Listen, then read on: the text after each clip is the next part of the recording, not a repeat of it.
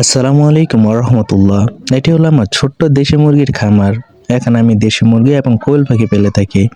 আজকের ভিডিওটিতে আপনাদেরকে এগুলিই দেখাবো, তো চলুন শুরু করা যাক। সর্বপ্রথম আমি আমার গেট থেকে শুরু করলাম। এটা হলো আমার খামারে ঢোকার গেট। খামার বললে ভুল হবে, ছোট্ট একটি একচালা ঘর। ঢোকার পরে সাইডে দেখতে পাচ্ছেন একটি ছোট্ট খাঁচা। এখানে মা সহ দেশি মুরগি রেখেছি 14 পিস। আলহামদুলিল্লাহ 14 পিসের ডিম বসাচ্ছি, 14 পিসে ফুটেছে। এই যে একটা সাদা বাচ্চা দেখতে পাচ্ছেন, এটা খুবই দুষ্টু, বারবার শুধু নেমে যায়, যতবার দরজা খুলবো ওর নামতেই হবে।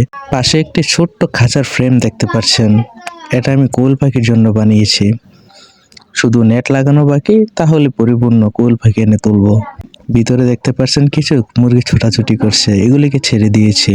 আর পুরো ঘরের অবস্থা নাজেহাল, আমার রানীক্ষেতের কারণে পুরো ফার্ম শেষ হয়ে গেছে। এই যে খাঁচাটি দেখতে পাচ্ছেন, এগুলিতে 100 পিস কোয়েল পাখি ছিল। এইদিকে দেখুন আরো কিছু আমার দেশি মুরগি, মাশাল্লাহ, সবাই মাশাল্লাহ বলবেন। নিচে রয়েছে আরো অল্প কিছু মা সহ দেশি মুরগি, এগুলোকে এখনই ছেড়ে দিব। আর ভিতরে রয়েছে 5 পিস আমার খুবই শখের মুরগিগুলো। আর এই যে দেখতে পাচ্ছেন, এগুলো আমি যে কোয়েল পাখি পালতাম, ওদের খাবারের পাত্র। আল্লাহ বলেছে তুমি কখনো নিরাশ হয় না, আমি কষ্টের পরে স্বস্তি দেই। আমার একবার শেষ হয়েছে, আমি আবার উঠে দাঁড়াবো ইনশাআল্লাহ।